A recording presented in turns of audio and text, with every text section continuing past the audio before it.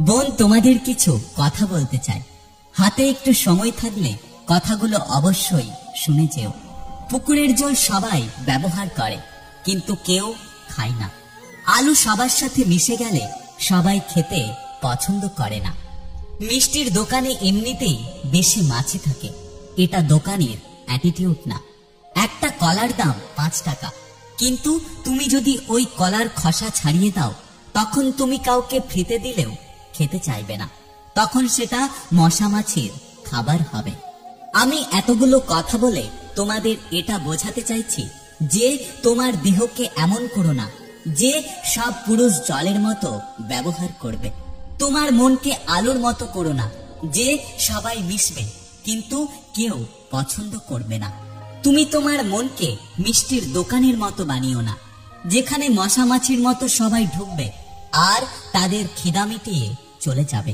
তুমি তোমার শরীরকে কলার মতো খুলে দিও না, যেখানে মশা মাছির মতো সবাই তাদের খিদা মিটিয়ে চলে যাবে, অথচ কেউ ফিরিয়ে দিলেও নিয়ে যাবে না।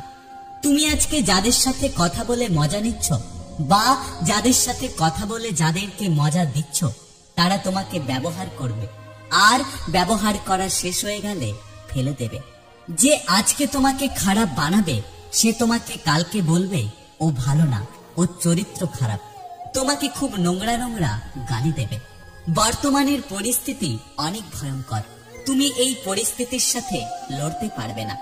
আমার কথায় যদি কারো খারাপ লেগে থাকে, আমি মনের গভীর থেকে ক্ষমা চাইছি, কিন্তু শুনতে খারাপ লাগলেও এই ভিডিওতে বলা আমার প্রত্যেকটি কথা চিরন্তর সত্য। এগুলোই বর্তমান সময় ঘটছে, এগুলো আমাদের সমাজকে ধীরে ধীরে ধ্বংসের পথে নিয়ে যাচ্ছে।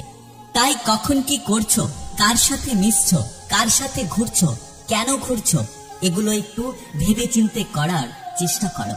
না হলে এমন একদিন আসবে যেদিন তোমার জীবনে এক কালো অন্ধকার রাত ঘনিয়ে আসবে। তাই খারাপ সময় আসার আগে সাবধান হয়ে যাও।